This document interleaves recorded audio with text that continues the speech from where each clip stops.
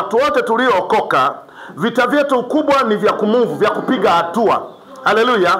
Na watu wengi vita vyako vya kupiga hatua havijakuanza tu baada ya kuolewa, havijakuanza tu baada ya kuwa umekuwa sasa una miaka 18. Kuna watu vita vyako tu vilianza na miaka 3, ukawa unachukiwa nyumbani kwenu, wengine unalia ndani, wewe unalia nje. Unajiuliza, hivi inawezekanaje? Watoto wa baba mmoja, mama mmoja, mimi nalia kwenye sufuria, nafungiwa nje, wengine wakikosea wanasamehewa kirahisi, ila mimi nachukuliwa hatua kali, mpaka unajiuliza, hivi mimi ndio mkosaji peke yangu? Vita yako ya kiroho ilianza tokea zamani, lakini yuko Mungu wa mbinguni anayeweza mambo yote. Yuko Mungu, yuko Mungu. Nasema tena, yuko Mungu. Yuko Mungu anaweza kugeuza majira na nyakati. Narudia tena, yuko Mungu anaweza kugeuza majira na nyakati. Haleluya. Kwa hiyo kila mtu unayemuona anaishi ana vita ya kiroho.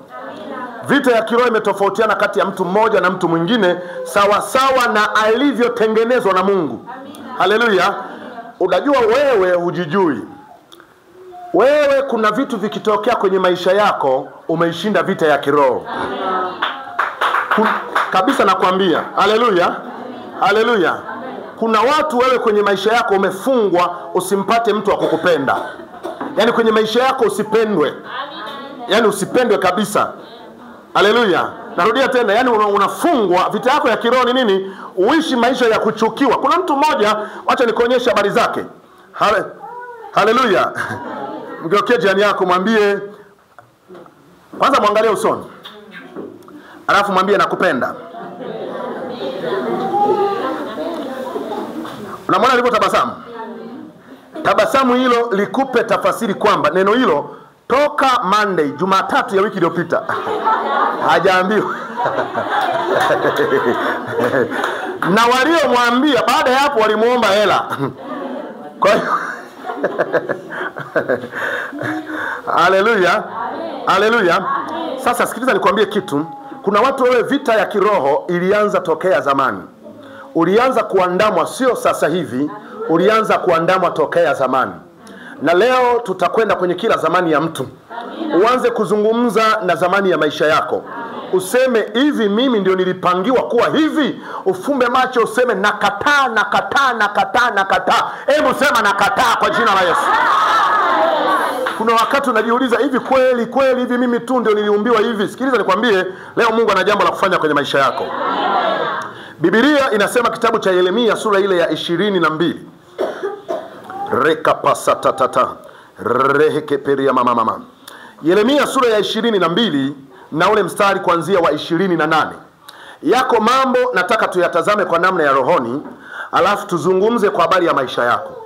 Kwamba tunavyoyatazama sasa tujiulize, kwa nini wewe uko hivyo ulivyo leo? Kwa nini tabu za maisha yako zinakuandama tu? Haleluya. Haleluya. Haupumui. Yaani likitoka hili linaingia hili. Haleluya. Ukitaka kufurahi, ghafla jambo la kuhuzunisha linatokea. Haleluya. Haleluya. Kila unemkabidhi maisha yako anaacha mashimo. Haleluya. Anaacha mashimo. Unampata rafiki, unaambatana naye, unajua huyu ni rafiki yangu, anaondoka na wigi lako. Yaani kila unayeambatana naye unasema, wewe nimepata kapumziko. Wapenzi wameniacha lakini nimempata shoga yangu, huyu tutaendana. Anaondoka na kagauni kako. Yaani mashimo. Haleluya. Mtu mnakuwa marafiki vizuri tu, lakini ukimpatia pesa anahepa, anatoweka kabisa. Mnakuwa tena maadui, lakini alikuomba pesa kwa wema na kwa uzuri. Haleluya.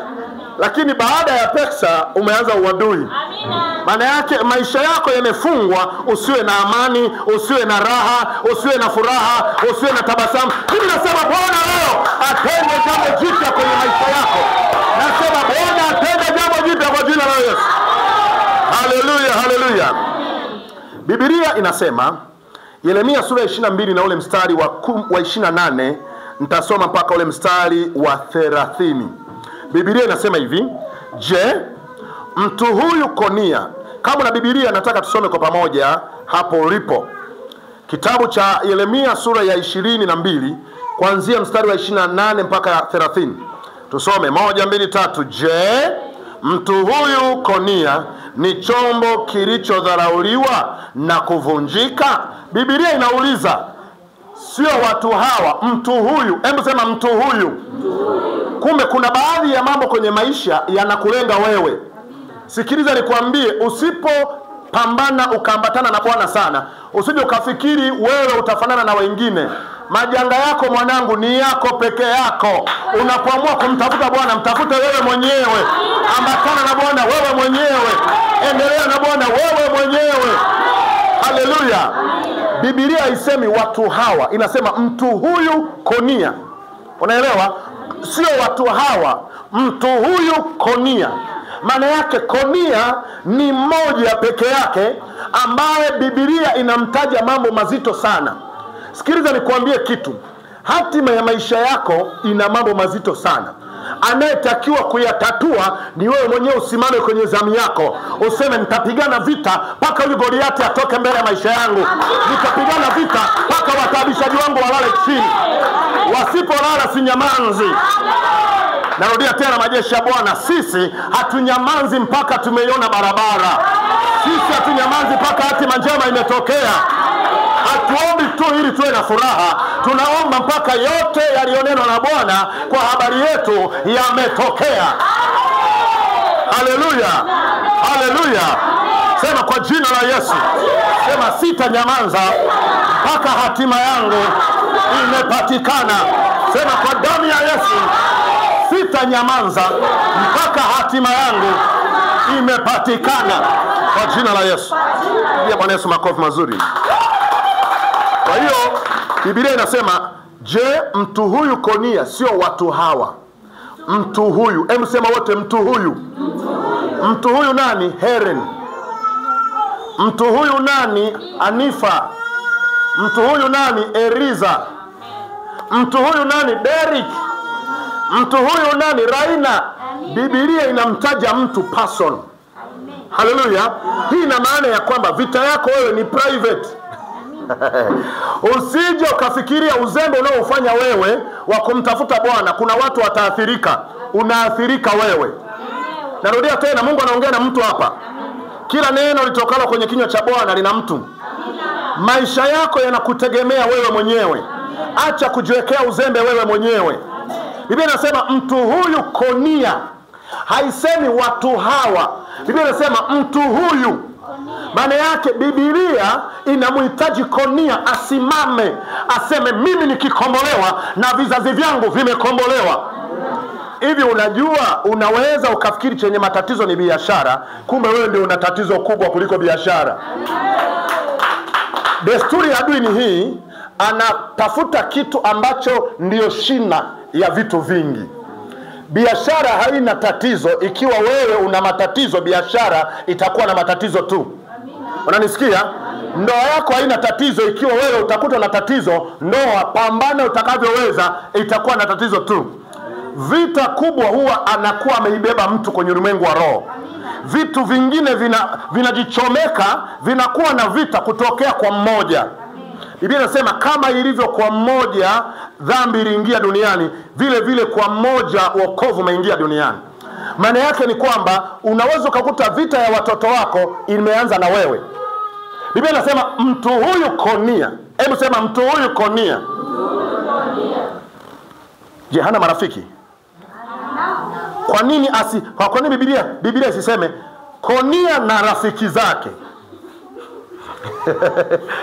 Are you together? Konia na nani? Je, hana majirani? Basi Biblia itakiwa kusema hivi, Konia na jirani zake. Je, Konia hana dada? Hana kaka? Basi Biblia itakiwa kusema hivi, Konia na dada zake, Konia na kaka zake. Lakini Biblia haisemi, haiweki ndugu, inamweka mwenyewe, kwamba kuna baadhi ya mambo ni wewe mwenyewe. Sikia nikwambie kitu, tatizo lako la uchumi ni lako wewe mwenyewe. Pambana mpaka njia ipatikane. Mtafute Bwana mpaka njia ipatikane. Ambatana na Bwana mpaka kieleweke. Usije ukafikiria hali unayopitia wewe ndio anayo mwenzako. Mwenzako naye ana vita ya aina yake. Hatushei vita. Mgeukie jirani yako, mwambie, mwangalie usoni, mwambie ingawa mimi na wewe ni marafiki, hatushei vita. Mwambie hatufanani. Pigie Bwana Yesu makofi. Unajua hata fulani na yeye ibada ya Jumapili hajaenda. Kwa hiyo na mimi nafikiri Jumapili nilale. Kimekulamba. Haleluya. Umeula wachuya ndugu yangu. Haleluya. Kuna wakati unatakiwa kuiona vita yako, alafu umtafute Elohim, yeye anayeweza kugeuza vita ikawa baraka, anayeweza kugeuza vita ikawa amani, anaweza kufanya yasiyowezekana yakaweze. Haleluya. Usiweke uzembe kwenye mambo ambayo Mungu ameshakupa ufahamu wa kuyatatua. Narudia tena, Mungu akikupa neema ukaiona njia, unawajibika kuifuata. Yesu alisema yeye anipendaye mimi atazishika amri zangu, nami nikienda kwa Baba nitamleta. Maana yake kuna baadhi ya mambo ni wewe mwenyewe na Mungu wako. Unamtafuta Bwana kwa moyo wako, unasema sitakula wiki hii. Kwa nini? Kwa sababu haiwezekani pesa zinapotea ofisini. Sitakula sili mpaka kimeeleweka, mpaka huyo anaiba pesa ama anaumbuka ama anakamatwa ama inatokea. Na ninatamka kwa damu ya Mwana Kondoo, yule anayeleta hasara kwenye maisha yako, kazini kwako, anayeleta hasara kwenye uchumi wako, anayeleta hasara kwenye biashara, ninaagiza aumbuke, aumbuke, aumbuke, aumbuke, aumbuke, aumbuke kwa jina la Yesu. Hebu sema imekuwa. Imekuwa. Sema tena. Imekuwa. Kwa hiyo sasa, hebu sema mtu huyu Konia. Mgeukie jirani yako, mwambie hatufanani vita vyetu. Mwambie pigana kivyako vyako. Yale maneno ya zamani ya ajabu eti tushirikiane, tubebane. Wewe mimi nitakuweza uzito wako. Tubebane mimi nitakuweza. Haleluya. Ulishaijua damu ya Mwana Kondoo. Ulishajua jina la Yesu ni ngome imara. Ulishajua habari ya nguvu ya msalaba. Ulishajua ya kwamba uliteswa pamoja na Kristo, ukasulubiwa pamoja naye, ukafa pamoja naye, ukazikwa pamoja naye, ukamnyang'anya vyote shetani pamoja naye. Umeketisha mkono wa kuume wa Mungu Baba juu sana kuliko falme, juu sana kuliko mamlaka, juu sana kuliko enzi, juu sana kuliko sultani, juu sana kuliko jina lolote litajwalo, si katika ulimwengu huu tu, bali hata kwenye ulimwengu ule ujao. Ulishajua ya kwamba vyote vimewekwa chini ya miguu yako.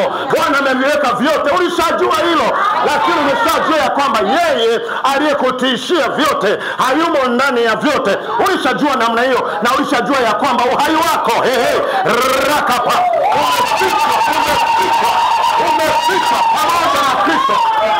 Ulishajua hilo. Ulichobakiza, simama sasa, pigana vita vizuri vya imani. Paulo anasema vita nimepiga, imani nimeilinda, mwendo nimeumaliza. Mwanangu, pigana vita. Mwanangu, pigana vita. Nasema tena, mwanangu, pigana vita. Kanani tumekaribia kwa jina la Yesu. Rakaparatata. Ninakwambia asubuhi imeshafika tayari. Asubuhi ya wana wa Mungu imeshafika tayari. Narudia tena, asubuhi ya wana wa Mungu imeshafika tayari. Wanaoendelea kulala waache walale kwa raha zao, wakati sisi tukitamalaki pale tulipotakiwa kuwa. Haleluya. Hey. Mshike mkono jirani yako, mwambie usimsahau Konia. Usiwe kama nani?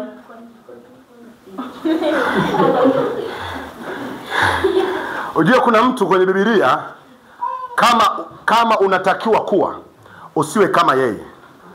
Anaitwa Antipa. Anaitwa nani? Antipa. Maandiko yanasema Antipa alikuwa ni shahidi wa Mungu. Tena ni shahidi mwaminifu. Hebu sema shahidi. Alafu sio shahidi anayedanganya. Ni shahidi alafu mwaminifu. Maandiko yananiambia aliuawa. Hapo akaapo nani? Shetani. Sasa kama kuna mtu, usiwe kama yeye, usiwe kama Antipa ambaye alikuwa shahidi mwaminifu wa Mungu ila akauawa.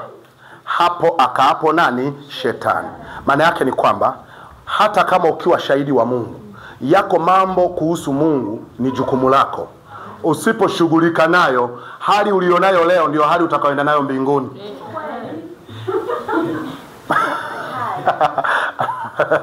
Bezali wewe. Hali. Hebu sema hali. Mgeukie jirani yako muulize, hali yako ikoje? Inaridhisha au ni tete? Kuna watu mkono wangu kushoto naambiwa hali ni nini? Ni tete. Yaani hivi yani. Nife kushoto, nife kulia. Haleluya. Kinachoweza kubadilisha hali ya maisha yako ni kumtafuta Mungu kwa moyo wako wote. Kuwa shahidi wa Mungu kwamba mimi ni Mkristo, ni jeshi la Bwana, ni ufufuo, haikusaidii chochote kama yako mambo ya ufalme hauyazingatii. Wenzako tunaamka saa 6 tunaomba, wewe saa 6 huwa unafanya nini?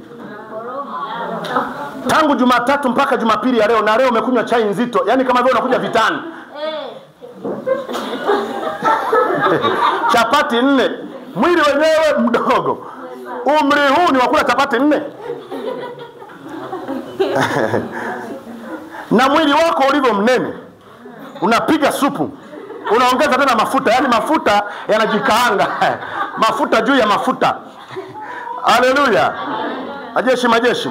Kuna muda unatakiwa wewe utazame ulikotoka, uwatazame na waliotoka pamoja na wewe, halafu jiangalie wewe, ujiulize, hivi wenye umri wa miaka 28 kama mimi, hali yao ya sasa ikoje? Na sasa kama iko vile, mimi nifanye nini ili na mimi hali yangu ibadilike immediately? Unaamua kumtafuta Bwana kwa moyo wako wote. Biblia takatifu inasema, wewe ukimtafuta Bwana kwa bidii na ukamsihi huyu Mwenyezi ukiwa usafi na mwelekevu, hakika yeye atakufanya mwisho wako uwe mwema kuliko mwanzo wako. Ijapokuwa mwanzo wako ulikuwa ni mdogo sana, lakini mwisho wako utaongezeka sana. Amen. Kinachokufanya hautoki hapo sio kwamba mahubiri ya leo ndio mara yako ya kwanza kuyasikia. Kuna uzembe unaufanya. Sikiliza nikwambie kitu. Asikudanganye mtu kwamba kuna umri wa kufanikiwa. Sasa hivi ndio unatakiwa ufanikiwe. Na lazima ukae chini ujipambanue. Hivi nikifunga na kuomba miezi 6, hali yangu ya maisha itakuwaje? Nikiacha kuangalia movie, nikiacha kufuatilia season, nikiacha kuangalia tamthilia, ile saa 2 kwanza leo nitakuwa naanza maombi saa 2. Kabla za mtu haijaanza mimi naanza rekeperatata. Lakini walikulogea kwenye TV, ndio bahati mbaya.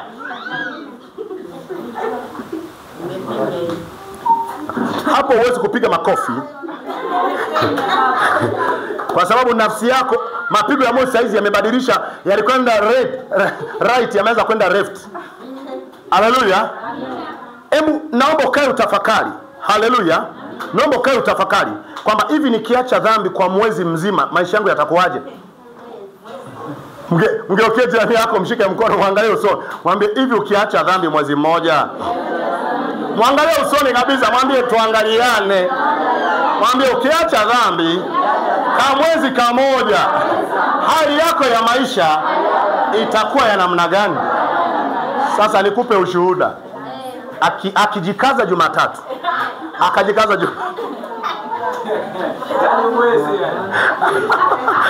Jumatano, inaitwa juma ngapi? Jumatano. Haleluya. Namba aliyofuta anaweza kuitafuta kwa mashosti.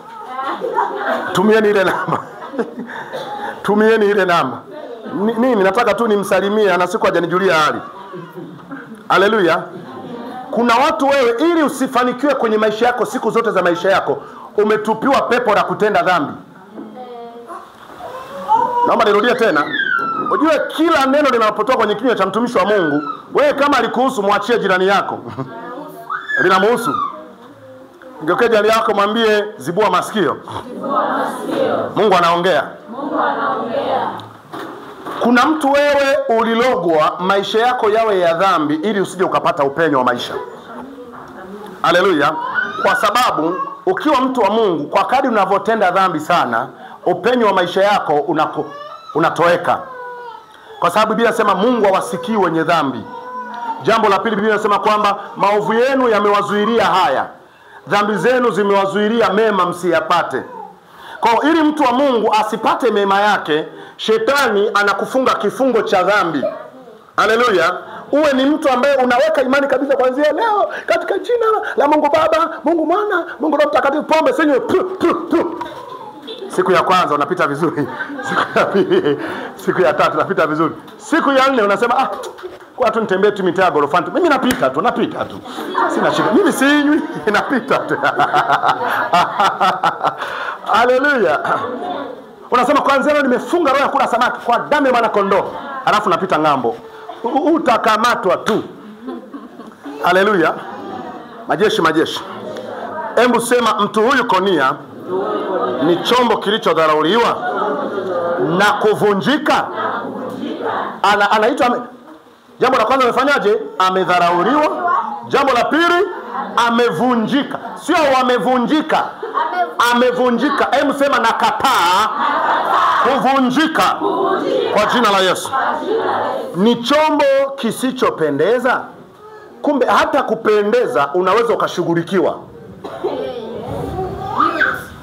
Unanisikia? Unanisikia? Hata kupendeza unaweza ukarogwa. Kuna mtu amerogwa asipendeze.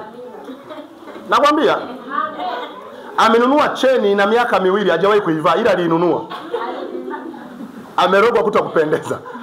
Haleluya. Ana wigi lake alinunuaga Mwanza makoroboi, toka makoroboi ikiwa bado ni nzuri, mpaka makoroboi ishazeeka, ishakuwa machemli.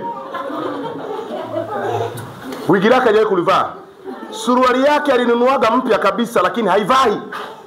Kuna mtu kabisa, mimi nakwambia, mimi nimewahi kwenda kwenye sherehe, ndugu zangu. Nilimshangaa mtu niliyekuwa namuona kila siku anavaa dera ambalo limetoboka, limeshonwa, lina viraka, kapiga nguo iko mgongo wazi, kapendeza na viatu vya jujua, anatembea kama twiga ambaye amepoteza stake. Anatembea hivi.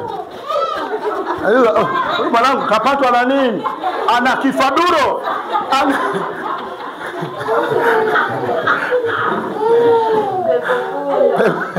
Ana pepo punda. Kumwangalia chini nikagundua ni issue ya viatu. Nikajiuliza swali, kama huwa ana viatu vizuri vile ambavyo huwa anakuja amevaa kanisani, kwa nini anatufanyia hivyo? Unaelewa? Amerogwa asipendeze. Haleluya. Na kuna mtu analogwa kabisa maisha yake asiyathamini. Haleluya. Yaani kuna mtu analogwa asiyathamini maisha yake. Haleluya. Siku zinaenda, miezi inaenda, hawezi kuyathamini maisha yake. Mimi nakwambia, kuna watu maisha yake hayathamini kabisa. Majeshi. Kwa nini hayathamini? Haleluya. Msikilize anavyoongea. Kuna mtu tu ukimsikiliza tu jinsi anavyoongea unajua amerogwa asiyathamini maisha yake ili aishie alivyo leo. Sema nakataa kwa jina la Yesu. Biblia inasema mbona wametupwa? Hebu sema mbona wametupwa? Aliyevunjika ni Konia. Aliyedharauliwa ni nani? Ni Konia. Ambaye ni chombo kisichopendezwa ni nani? Ni Konia. Lakini kwenye kutupwa wametajwa wengi. Mbona wametupwa? Yeye na wazao wake. Yeye na nani? Kumbe wewe ukishashughulikiwa rohoni na watoto wako wanaharibikiwa automatic. Umesikia nilivyosema? Wewe ukishughulikiwa rohoni, sio mpaka waje waroge na biashara. Biashara inarogeka automatic. Wewe ukishughulikiwa rohoni, sio mpaka waje waroge masomo ya watoto wako, yanarogeka automatic. Ni kama ukiwa na neema ya Mungu kwenye maisha yako, ile neema inakuwa juu ya watoto wako automatic. Haleluya.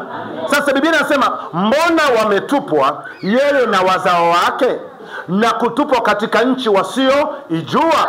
Maana yake kwenye ulimwengu wa roho, majeshi, narudia tena, kwenye ulimwengu wa roho, hebu sema ulimwengu wa roho, unaweza ukakuta tatizo linalokutabisha kwenye maisha yako halifanani na mtu mwingine. Adui anapotaka utaabike kwenye siku za usoni za maisha yako, ile taabu anakuwekea kwenye maisha yako leo. Majeshi. Unanisikia eh? Ile taabu anakuwekea kwenye maisha yako leo. Lakini inapowekwa leo, target ya adui ni miaka 5 ijayo. Ni miaka 7 ijayo. Vita unaoidharau leo utakuja kuielewa maana yake siku za watoto wako. Umesikia nilivyosema? Narudia tena, vita unayoidharau leo utakuja kuijua maana yake siku za watoto wako. Vita kubwa huwa inaanza na mtu mmoja. Jambo lolote kubwa ama la kimungu ama la kishetani huwa linaanza na mtu mmoja. Yule mtu mmoja anakuwa ndio shina ya lile jambo. Linaanza na yeye, lakini target ya aliyelianzisha anategemea lifike mpaka pale. Ndiyo maana unaweza kujiuliza, wewe ulikuwa unatoroka shule na mwanao na yeye anatoroka. Mgeukie jirani yako muulize hali ikoje? Muulize hali ikoje? Haleluya, akwambie hali ikoje. Majeshi. Wewe ulikuwa ukipewa ada unakata nusu na kula. Hali ikoje? Haleluya. Hali ikoje? Amen. Sasa sikia nikwambie jambo hilo sasa. Ulimwengu wa roho, kila unayemuona anaishi, kuna uvuli huko juu yake. Sasa unisikilize. Haleluya. Kuna uvuli huko juu yake. Kila unayemuona anaishi, kila unayemuona anatembea. Haleluya.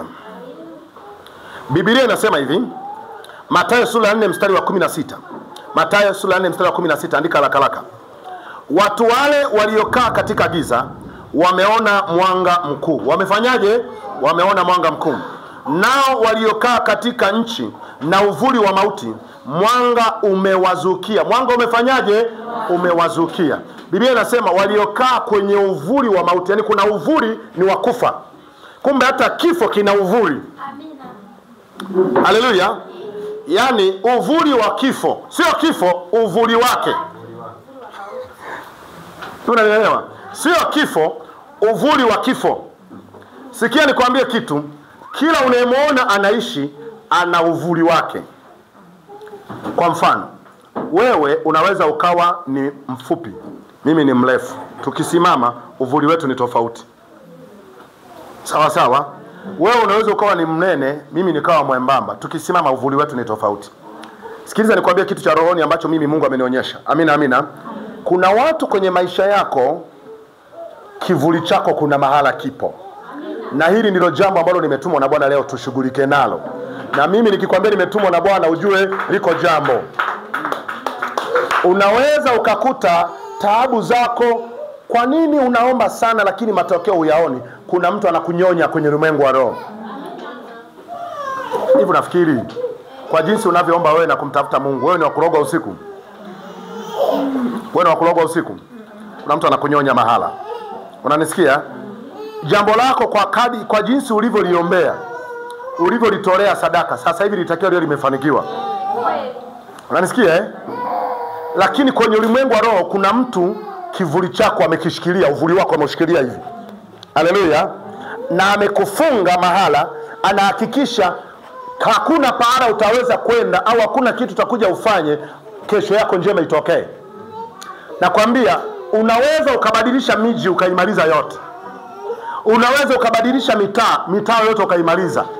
Unaweza ukabadilisha masomo, kombi zote zikaisha. Unaweza ukabadilisha kodi za mavazi mpaka ukamaliza mavazi ya aina zote. Ulianza kuvaa na kaptura, baadaye ukagundua kaptura hamna, ukaachana nazo. Sawa. Unaanza kuvaa madela unakuja kugundua likichanika kwenye pikipiki taabu. Unabadilisha. Sawa, kwamba anavaliwa msibani, unabadilisha kodi zote za kimavazi ambao wewe unatarajia nikivaa aina fulani ya kuvaa nimefanikiwa. Aliyefungwa, adui huwa anajua ni kitu gani utatumia ili ufanikiwe. Anakufunga pamoja na kila utakachotumia. Aliyefungwa rohoni hata akibadilisha jina hali ni mbaya vile vile. Umenisikia nilivyosema? Ukifungwa rohoni, hata kama ukibadilisha jina la biashara, liko jambo la kushughulikia la maana sana kuliko kubadilisha jina la nini? La biashara. Majeshi. Kwenye ulimwengu wa roho, vitu vikishafungwa mwilini vinapoteza neema. Haleluya. Narudia tena. Kwenye ulimwengu wa roho, ukishafungwa rohoni, kila kitu ambacho kingeweza kuwa tegemeo lako kinakuwa kiko mateka. Na ndiyo maana mtu aliyefungwa rohoni, hata akikabidhiwa tu pesa hawezi kufanikiwa. Na ndiyo maana kuna baadhi ya watu ulipewa mtaji mara ya kwanza, ukapigwa, ukasema uongezewe, na ukaongezewa, na ulioongezewa na wewe upigwa. Unaelewa? Haleluya. Ni nini? Ulimwengu wa roho ukishafungwa, kila kitu ambacho kina join kwenye maisha yako kinakuwa mateka. Narudia tena, ulimwengu wa roho wewe ukifungwa, kila kitu kitakacho join kwenye maisha yako kinakuwa mateka. Hata ukipata rafiki wa kushibana, anakuwa mateka na yeye. Wewe kuona marafiki ndio wanaotumiwa na adui. Yaani rafiki kabisa unayemheshimu kabisa, haleluya, ndiye anayeelezea jina la babu yako anaitwa nani ili urogwe. Haleluya. Sema nakataa kwa jina la Yesu. Haleluya. Sasa leo itakuwa siku ya neema sana kwenye maisha yako. Narudia tena, leo itakuwa siku ya neema sana. Haleluya. Ngeukie jirani yako, muulize leo umejiandaje? Akwambie. Amekwambiaje? Amejiandaa fit. Haleluya. Sasa ulimwengu wa roho, kivuli chako wewe kina maana kubwa sana. Hebu sema kina maana kubwa sana. Haleluya. Na ndio maana adui sasa akitaka usipenye kabisa, anapambana sana kushikilia kivuli chako. Na ndio maana sikiza nikwambie kitu. Kama uliwahi kufanya kazi mahala, muombe Mungu atoe kivuli chako pale. Mwenye masikio na asikie neno hili. Kama kuna nyumba uliwahi kupanga, sasa unisikilize. Namba 1, kama kuna nyumba ya upangaji uliwahi kupanga, toa kivuli chako kwenye ile nyumba. Kama kuna mji uliwahi kuishi kwa muda mrefu, haukupanga, kuna mji uliwahi kuishi kwa muda mrefu, toa kivuli chako kwenye ule mji. Kuna watu ulipojoin na familia fulani, ile familia ikaanza kufanikiwa. Ulipoondoka wakakifunga kivuli chako kwenye huo mji ili waendelee kuyaona mema, wewe uharibikiwe. Mtu mmoja kwenye Biblia, haleluya, naomba nikuonyeshe kitabu kile cha Mwanzo.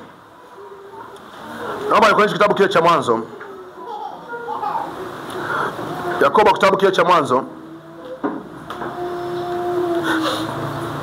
Kitabu kile cha Mwanzo sura ya 30 na ule mstari wa tutaanzia mstari wa 25. Kitabu kile cha Mwanzo sura ya 30. Namba 1 nimesema kama uliwahi kufanyaje? Kama uliwahi kupanga, toa kivuli chako kwenye ile nyumba ambayo uliwahi kupanga. Muombe Mungu kabisa, Baba, katika jina la Yesu, naingia kwenye ulimwengu wa roho, kwenye anga la Morogoro. Natoa kivuli changu Morogoro kwenye nyumba ya Mama Tuntufye. Natoa kivuli changu sasa. Unanielewa? Tunaweza hivi tunavyoongea, kuna mtu wewe bado ndio unayetajirisha duka la mtu la Mureba. Kuna mtu sasa hivi tunavyoongea, ingawa ulitoka kwenye kile kikoba, wewe ndio utajiri wa kile kikoba. Ile taasisi ina grow kwa njia ya wewe. Narudia tena, kuna mtu wewe, ingawa sasa hapo ndo nitakwenda mahala. Kuna mtu wewe, ingawa uliachana na mtu uliyekuwa naye kimahusiano, ingawa mliachana, ila kivuli chako ndicho kinachomtajirisha sasa hivi ex wako. Leo tutasema na kila mahali ambapo kivuli chetu kilibaki. Reka pasata. Hebu sema natoka mwilini, naingia rohoni, na kwenda mpaka kwa mchumba wangu wa zamani. Watoto msiongee, watoto msiongee. Hii ni issue watu.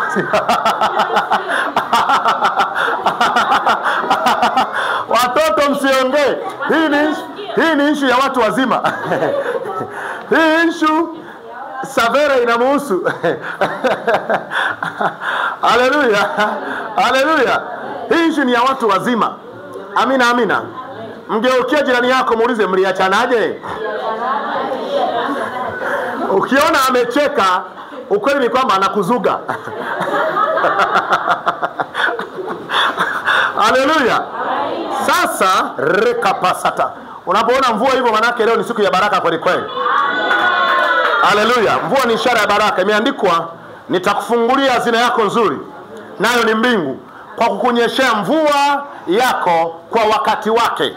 Haleluya. Kwa hiyo leo ni siku ya baraka kweli kweli. Namba moja nimesema, kama kuna nyumba uliwahi kupanga, toa kivuli chako kwenye ile nyumba. Namba mbili, kama uliwahi kufanyaje?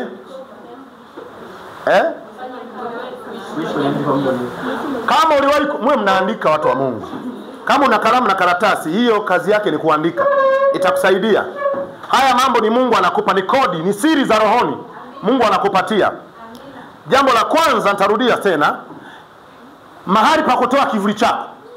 Sawa sawa. Namba moja, kama uliwahi kupanga nyumba fulani yoyote, hata kama ziko 4, toa kivuli chako kule. Amina, amina. Sikiliza nikwambie kitu. Kuna watu unahama nyumba ya upangaji, unaenda kujenga nyumba yako, lakini bado moyo wako na mashoga zako na marafiki zako ni wakule kwenye upangaji. Ila ulipohamia kama kwako, haupatani na jirani. Unaelewa? Lakini umejenga nyumba vizuri kwa amani, lakini wale wanaokuzunguka hamuelewani. Ila kule ulikowahi kupanga ndio unaelewana nao mpaka leo. Uko kwenye kikundi chao cha mazikano, wewe unazikana na kule. Cha tujuane, unajuana na wale. Mzengo yako wewe sio hapa karibu, ni ya mbali. Unasikia nilikuwa wapi? Nilikuwa Rusumo. Kuna nini? Kuna Nzengo. Unajua wakati naishi kule.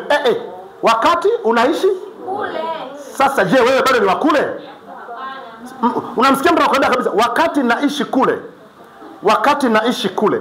Je, bado wewe ni wa kule? Ndoto yako ya kupaona majengo haitakata ingawa unaishi ng'ambo, mpaka siku utatoa kivuli chako kule. Ndoto yako ya Morogoro haitakaa iondoke mpaka ukitoe kivuli chako kule. Kuna mtu unatoka ndani ya mji ya ile nyumba, unashangaa eti ndio anapaua, anasafisha, anapaka rangi upya, anaweka na vigae ilikuwa ina cement. Unauliza amewezaje kufanya maendeleo baada ya mimi kuhama? Si kivuli chako kiko hapo? Anafanikisha mambo kwa njia ya wewe.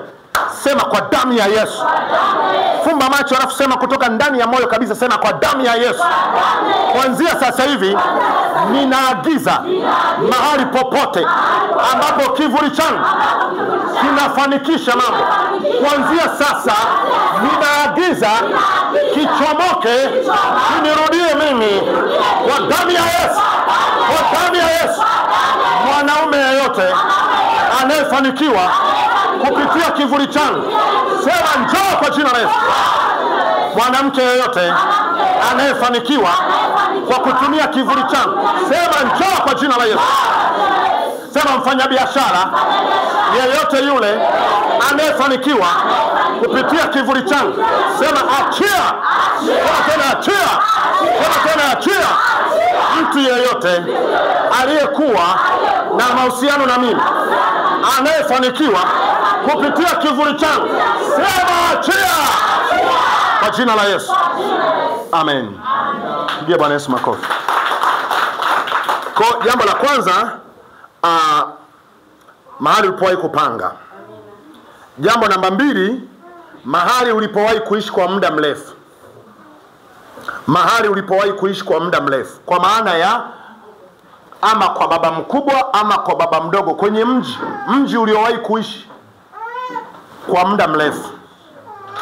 Ulienda pale, ulikaa hapo miaka 8 ukatoka. Ila ule mji unafanikiwa, ila wewe maisha yako hayafanikiwi. Ingawa ulitoka kwenye mji ambao unafanikiwa, ila wewe haufanikiwi. Maana yake wewe ndio umewafanikisha. Wanafanikiwa kwa njia ya wewe. Je, unataka iendelee kuwa hivyo? Hapana. Namba 3. Kama kuna mahala uliwahi kuajiriwa na hauko hapo, toa kivuli chako kwenye hiyo ofisi. Walimwaga ugali, wewe mwaga na mboga. Wamekweka kwenye kabati lenye mafaili huko humo. Haleluya. Nimesema haleluya. Kama kuna mahali uliwahi kufanya kazi, popote pale, toa kivuli chako upo. Haleluya. Toa kivuli chako pale. Namba 4. Kama uliwahi kuwa na mahusiano na mtu yeyote na hauko naye, mnyang'anye kivuli chako. Sawa sawa. Mlikuwa na mahusiano lakini sasa mkatengana. Hivi unajua kwa nini Biblia inakataza watu wasiachane? Kwa sababu mnapokuwa kitu kimoja, maana yake mnakuwa mko chini ya mwamvuli mmoja. Sawa sawa. Sasa yule mwenye neema anamfanikisha ambaye hana neema. Hivi unajua kuna mtu kwenye maisha yako ndiyo neema ya kila kitu. Nakwambia kabisa. Kuna mtu kwenye maisha yako, yeye ndiyo nyota ya neema kwenye maisha yako. Na kuna mtu wewe ndiyo nyota ya neema kwenye maisha yake. Sasa bahati mbaya mliachana. Haleluya. Lakini unashangaa mambo yake yanamwendea vizuri. Kuna namna mbili. Namba 1, yamkini alikuendea kwa mganga. Watu huwa wanaendewa kwa waganga jamani. Unafungwa ili ingawa umetoka ila uwe kama upo. Unaelewa? Yaani ingawa umeshatoka ila uwe kama upo. Haleluya. Yaani kivuli chako kiendelee kunufaisha hapo. Amina amina. Haleluya. Namba 5. Namba 4 nimesema kama uliwahi kuwa na mahusiano, si ndio? Mahusiano na mtu yoyote. Kama unamkumbuka jina, unamtaja. Haleluya. Unamtaja kabisa kwa damu ya mwana kondoo na kunyang'anya kivuli changu. Ashia kwa damu ya mwana kondoo. Haleluya. Na nikwambie ukimnyang'anya mtu kivuli chako, anakuwa vile ulivyowahi kumkuta. Umesikia nilivyosema? Yaani mimi nikikwambia mke wangu alivyonikuta, siwezi kutamani kurudi kuwa vile. Haleluya. Lakini nini kinatokea?